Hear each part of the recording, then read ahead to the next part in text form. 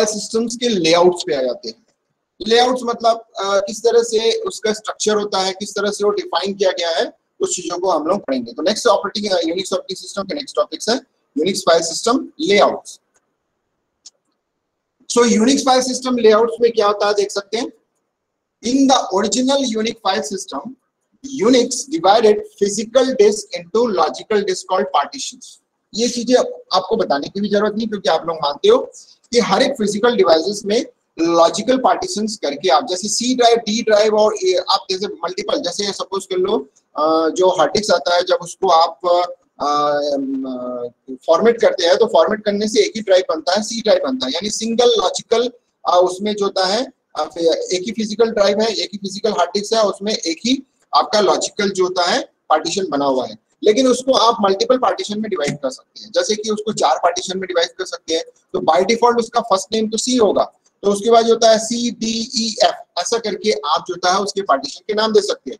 तो वही चीज बोला गया कि यूनिक्स जो होता है फिजिकल डिस्क को लॉजिकल डिस्क में कन्वर्ट कर सकते हैं, यानी जो लॉजिकल डिस्क में कन्वर्ट किया गया है उसको हम लोग जो होता है पार्टीशन के नाम से जानते हैं। जैसे मैंने अभी समझाया कि एक फिजिकल ड्राइव है जिसमें सी होते हैं, लेकिन आप डी ई एफ ऐसा करके पार्टीशन कर सकते हैं।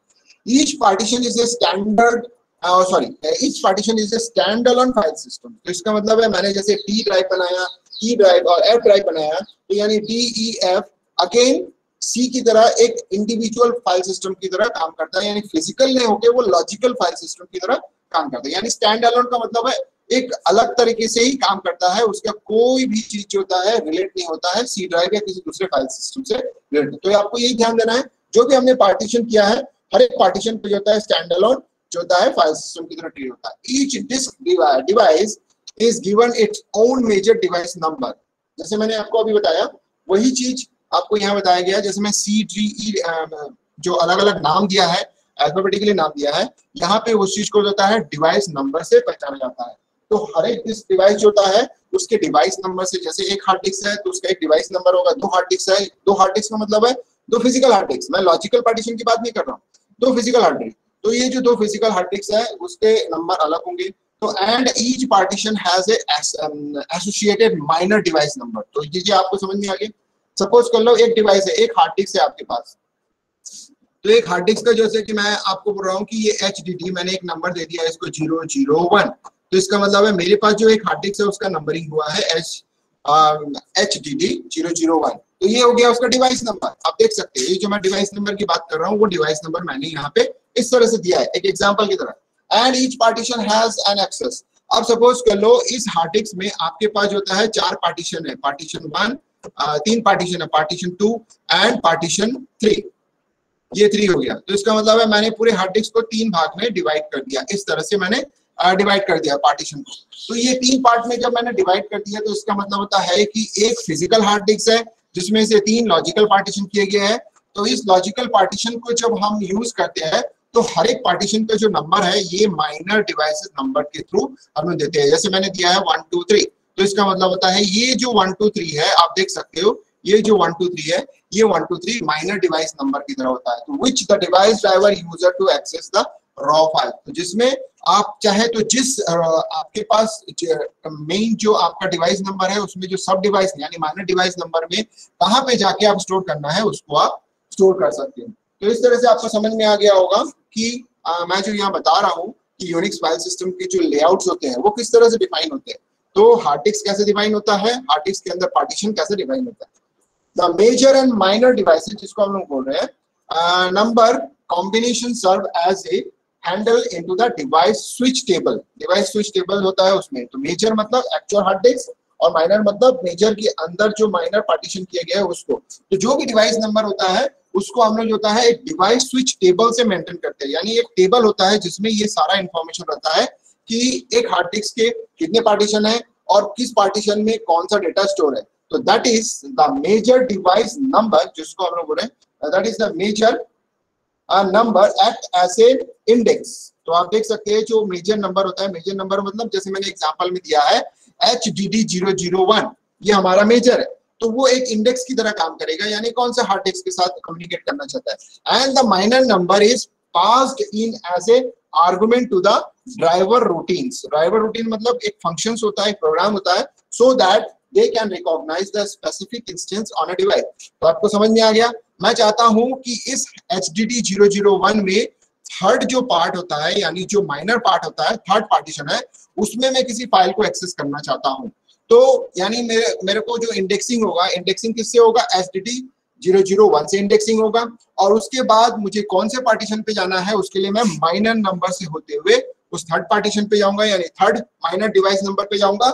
और उसके बाद उसके अंदर जाके मेरा जो फाइल्स है उसको मैं रिकॉग्नाइज करूंगा या फिर उसको आइडेंटिफाई करूंगा। तो ये पूरा का पूरा जो चीजें इस पर्टिकुलर स्लाइड में मैंने बताया वो ये है कि how to access the file in a hard drive in the different जो आपके पास पार्टीशन होता है उस पे आप कैसे करते हो। तो आपको क्लियरली समझ में आ गया कि हार्डवेयर यानी जो हार्ड ड्राइव होता है या हार्ड डिस्क होता है उसको एक नंबरिंग करते हैं जिसको मेजर डिवाइस नंबर के नाम से जाता है, और हार्ड डिस्क के अंदर जो पार्टीशन करते हैं उसको माइनर डिवाइस नंबर की तरह ट्रीट किया जाता है।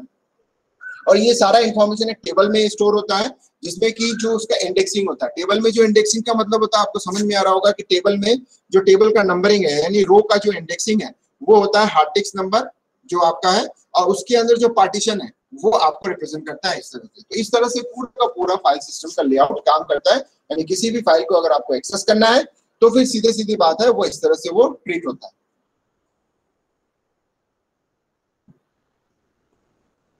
अब आते हैं एक इंपॉर्टेंट जो फाइल मैंने अभी आपको समझाया कि किस तरह से एक लेआउट डिजाइन होता है हार्ड डिस्क और उसके लॉजिकल जो पार्टीशन है उसको हम कैसे करके एक्सेस करते हैं, कैसे ट्रीट करते हैं। अब सबसे इंपॉर्टेंट पार्ट होता है कि हमारा जो फाइल सिस्टम है, जो भी चीजें हमने पढ़ा है, जो भी हमने डिफरेंट डायरेक्टरीज पढ़ा है वो तो एक अलग पार्ट है, लेकिन हमारा जो फाइल सिस्टम है वो अगर हम एक्सेस करने की बात करते हैं तो वो एक्सेस कैसे होगा, वो किस तरह से स्टोर होता है। तो यानी डिफरेंट ब्लॉक्स क्या बनते हैं हमारे पास, वो चीज यानी जो मैंने लेआउट की बात कर रहा हूं। तो लेआउट में अब हम फाइल सिस्टम की डिटेलिंग भी जा रहे हैं, अंदर जाके काम कर रहे हैं कि एक फाइल सिस्टम किस तरह से अपने इंफॉर्मेशन को स्टोर करता है, उसके लिए कौन सा डेटा स्ट्रक्चर का यूज करता है, वो चीजें। तो जिसमें इंपॉर्टेंट में आप देख सकते हो ये जो हमारा फाइल सिस्टम होता है वो इस तरह से डिवीजन में होता है, यानी पूरा का पूरा हार्ड डिस्क में जो भी हम इंफॉर्मेशन रखते हैं विंडोज में अलग तरीके से ट्रीट होता है, लेकिन यूनिक्स सिस्टम में आप देख सकते हो कि पूरा का पूरा फाइल सिस्टम इन 4 पार्ट में डिवाइड होता है, जिसमें से सबसे पहला पार्ट होता है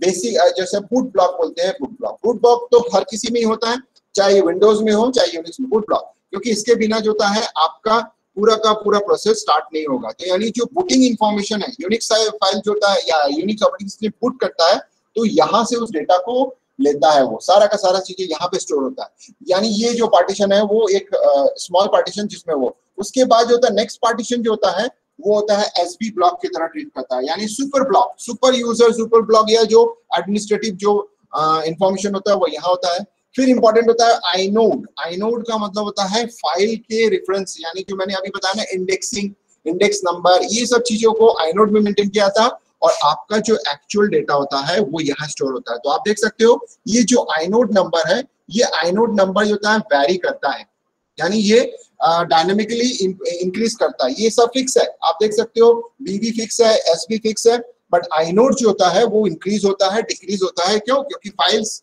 क्रिएट भी होते हैं, डिलीट भी होते हैं, तो इसलिए इंक्रीज डिक्रीज होते रहता है। और ये आईनोड इंफॉर्मेशन के हिसाब से आपका जो एक्चुअल डेटा होता है वो डेटा ब्लॉक में जाके स्टोर होता है। तो ये है इंफॉर्मेशन। तो आप देखते हैं डिस्क्रिप्शन पे आ जाते हैं कैसे होता है।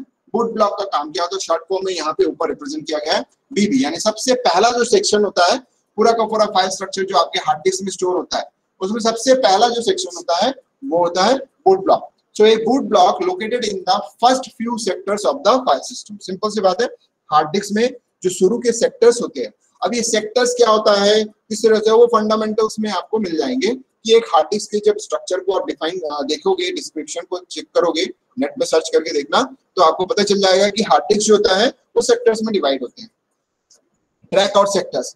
तो कुछ शुरू के जो कुछ सेक्टर्स होते हैं वो बूट ब्लॉक कैप्चर करता है उसको। The boot block contains the initial bootstrap program. Bootstrap मतलब बूट करने के लिए जो इनिशियल स्टेप्स है उसके बारे में होता है, use to load the operating system. So bootstrap क्या होता है, बूटिंग क्या होता है, उसके बारे में भी आप नेट में सर्च करके पढ़ सकते हो क्या होता है। तो वो सारा इंफॉर्मेशन सेकंड पार्ट में, फर्स्ट हो गया, सेकंड हो गया।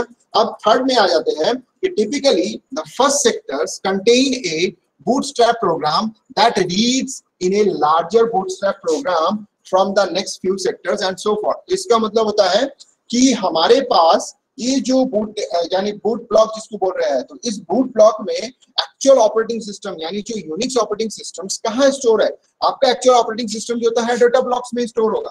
तो एक्चुअल जो ऑपरेटिंग सिस्टम होता है उसका इंफॉर्मेशन वो किस प्लेस में है, हार्ड डिस्क में कौन सी जगह में आपका ऑपरेटिंग सिस्टम स्टोर है, जहां से मुझे रीड करते हुए मैं अपने ऑपरेटिंग सिस्टम को बूट करूंगा यानी इनिशियलाइज करूंगा। तो उसके लिए उसका इंफॉर्मेशन उसको बूट ब्लॉक में, तो इसीलिए बोला गया है कि जो वो बूटस्ट्रैप प्रोग्राम है उस बूट ब्लॉक से उस बूटस्ट्रैप प्रोग्राम पे चले जाते हैं, जहां से कुछ सेक्टर्स होते हैं जिसको रीड करके सारा का सारा जो इंफॉर्मेशन है रीड करता है और यूनिक्स को अपलोड कर देता है।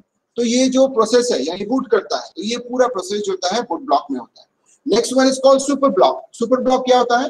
A super block describes the state of the file systems. ठीक है, तो यानी मतलब अभी फाइल सिस्टम का स्टेट क्या है वो चीज, जो मतलब स्टेट्स का मतलब होता है कि फाइल सिस्टम की इंफॉर्मेशन को बता रहा है कि फाइल सिस्टम कितना बड़ा है, फाइल सिस्टम से कितना एक्सेस है, कितना चीजें वो चीज। तो ये देखिए states of the file system का मतलब है उसके स्टेटस को बता रहा है।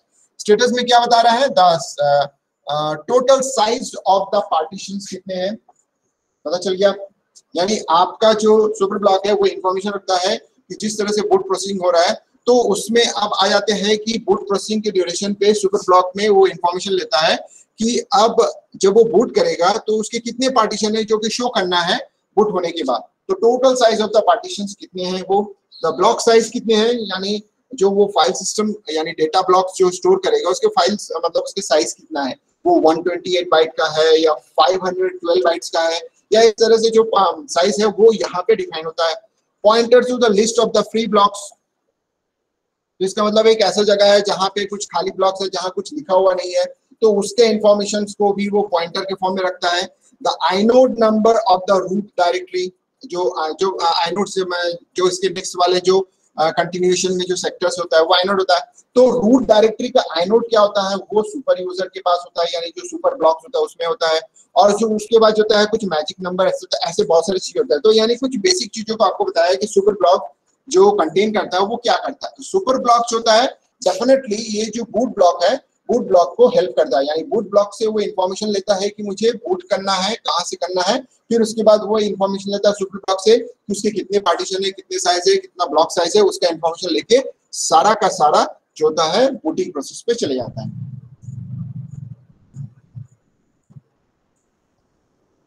अब इंपॉर्टेंट आता है कि आइनोड ब्लॉक। आइनोड ब्लॉक क्या होता है देखिए, a inner array of inode, short form of index node. Simple सी बात है, यहाँ पे सारे फाइल सिस्टम यानी जो फाइल सिस्टम आपका जो डेटा स्टोर होता है उसका इंफॉर्मेशन यहाँ होता है। तो उस चीज को हम लोग बोलते हैं कि एक एरे के फॉर्म में स्टोर किया जाता है। तो देख सकते हो कि ये एरे के फॉर्म में स्टोर किया गया है, यानी लीनियर एरे, एक लीनियर एरे के फॉर्म में स्टोर होता है। There is a second point, there is a one-to-one mapping for file to inodes and vice versa। Simple सी बात है, इसमें one to many या many to one नहीं होता है, ये one-to-one मैपिंग होता है। एक इंफॉर्मेशन जैसे मैं यहाँ पे बता रहा हूँ, ये वन इंफॉर्मेशन, ये टू, ये थ्री, ये फोर, तो इसका मतलब है वन जो होता है वो किसी एक पर्टिकुलर इंफॉर्मेशन को मैप करता है। तो उसी चीज को यहाँ पे बताया गया सेकेंड पॉइंट पे, there is a one-to-one mapping. और ऑपोजिट यानी एक डायरेक्शन या उसका उल्टा डायरेक्शन के लिए हमारे पास यूज करते हैं इसको। Third point, and inode is identify its inode number। inode में जो इंफॉर्मेशन स्टोर करते हैं यानी जो एरे के फॉर्म में इंफॉर्मेशन स्टोर होता है वो एक inode नंबर होता है which contains the information needed to find the inode itself on the disk। तो इसका मतलब होता है खुद को फाइंड आउट करने के लिए वो इंफॉर्मेशन हम इस inode से लेते हैं, फिर आगे फर्दर प्रोसेस पे चला जाता है।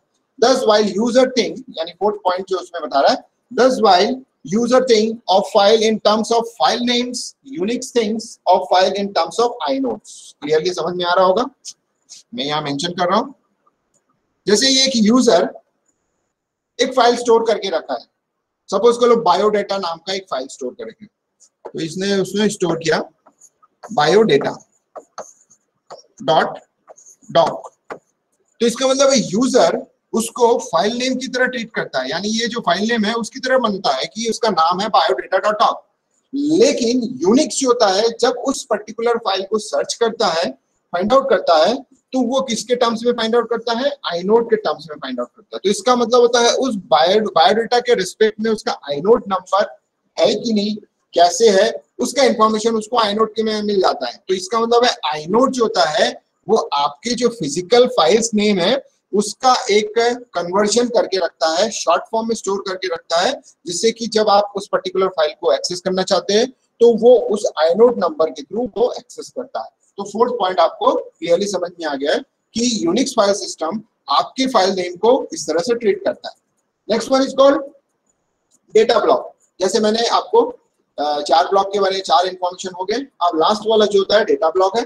तो data blocks contain the actual content of the file, यानी जो मैं बात कर रहा हूँ बायोडेटा, तो ये जो बायोडेटा है वो एक्चुअल कंटेंट है।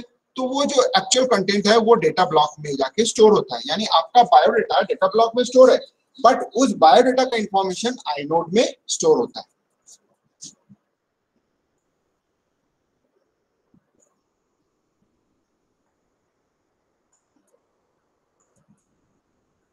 अब जाते हैं कि आइनोड में जो इंफॉर्मेशन होता है वो कौन सा होता है। An inode is the handle, यानी एक तरीके से हाथ होता है जो कि आपके पर्टिकुलर इंफॉर्मेशन तक पहुंचता है, to a file and contain the following information. तो इसका मतलब है ये हैंडल आपको समझ में आ रहा होगा कि हैंडल मतलब एक तरीके से आपके फाइल तक रीचेबल कैसे हो, आपके फाइल तक कैसे पहुंचे, आपने जो फाइल नाम दिया उसको कैसे, तो उसको, तो इसका मतलब है कि एक हैंडल की तरह यूज होता है, जिसमें पहला चीज जो रहता है फाइल ओनरशिप आइडेंटिफिकेशन, यानी वो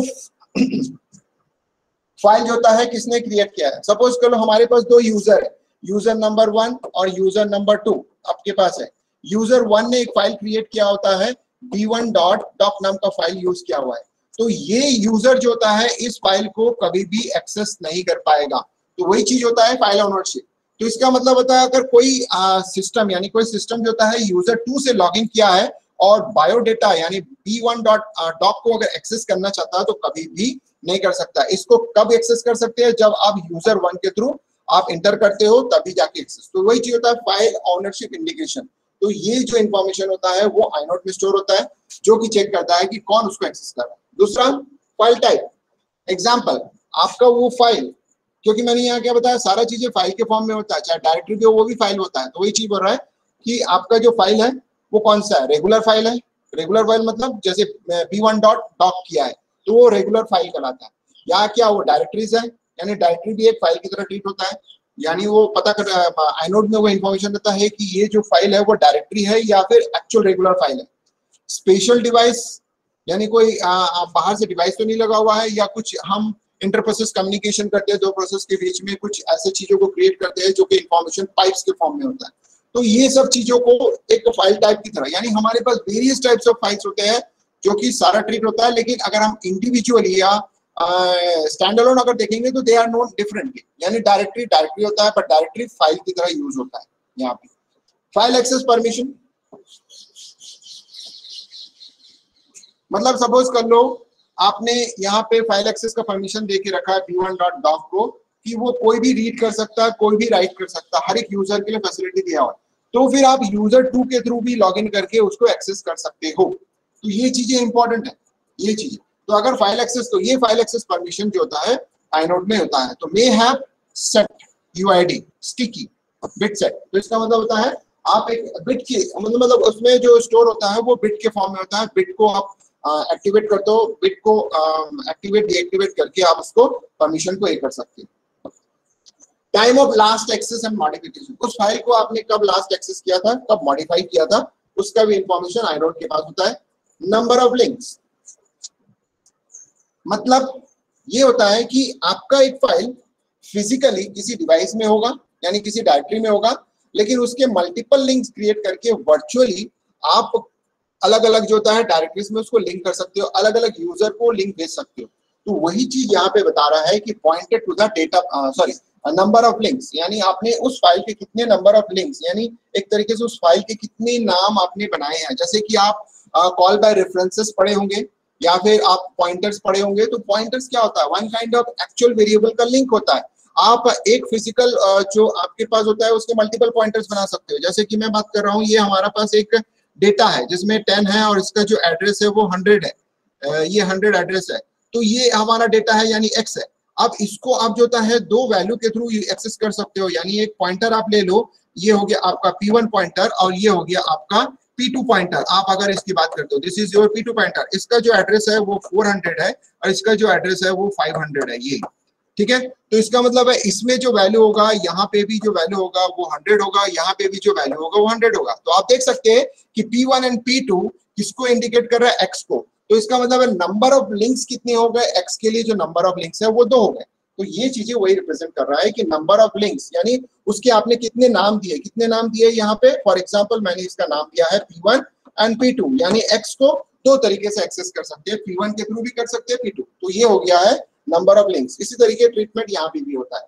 pointer to the data blocks, आपका एक्चुअल जो डेटा ब्लॉक्स कहाँ पे होगा, उसका पॉइंटर आपके आइनोड में होगा। उससे जब आप एक्सेस करोगे उस एड्रेस में जाके एक्चुअल फाइल को आप ले लोगे, जहां डेटा ब्लॉक्स जो हम लोग बात करते हैं लास्ट पार्टीशन जो होता है।